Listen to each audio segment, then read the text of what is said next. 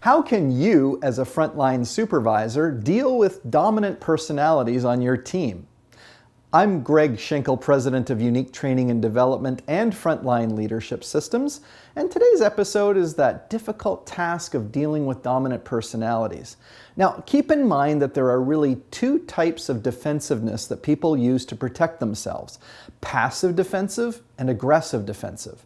Now, we're not focusing on the passive defensive, but that simply means that the person protects themselves by laying low and following the rules and checking in with you needlessly. We're going to focus today on the aggressive folks. So how do you deal with those dominant and aggressive peers, team members, and even managers? Well, the first tip that I have for dealing with a dominant personality is to be direct. Really, those aggressive people only understand it when you are very blunt and direct. That does not mean you have to be inflammatory. You do have to be direct. And that means not beating around the bush and saying, hey, the way that you spoke to me in that meeting is unacceptable, and I won't accept it any further in the future. That's being direct. The second tip for dealing with a dominant or aggressive person is using facts and evidence.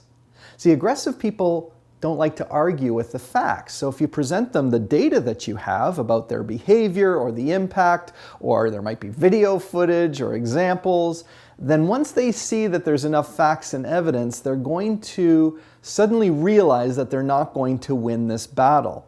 And that brings me to the third tip that I want to fold in here, is you need to give them the opportunity to withdraw gracefully and save face. Now let me connect those last two together. When I've used facts and evidence and it becomes apparent to them that they cannot win the argument, they're going to get in this state where they're afraid of being embarrassed. And if you're an aggressive person who likes to show strength and dominance, you never really want to show your weak side. So with you as the leader, if you want them to be able to save face, you want to give them the chance to withdraw or change their mind. You see, a hyper-competitive person needs to win at all costs, and if they can't win, they'd rather not play. So you want to give them that chance to withdraw their concern and to back down and save face. Now you might say, well, why wouldn't I just rub it in and make them suffer from this? After all, I've been suffering from their aggressiveness. Well, as a supervisor, as a frontline leader, you're playing a long game here. It's not about winning the little skirmishes, it's about winning the overall battle.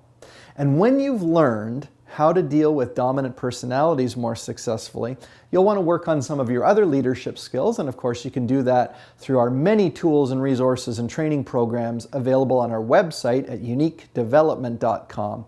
And what I'd really like to ask of you is that if you could go on to either YouTube or the blog that we have or the podcast, wherever you are listening or watching this, we'd love to hear a review from you and a rating, because it helps increase the prominence of our recordings for other people to enjoy these tips as well.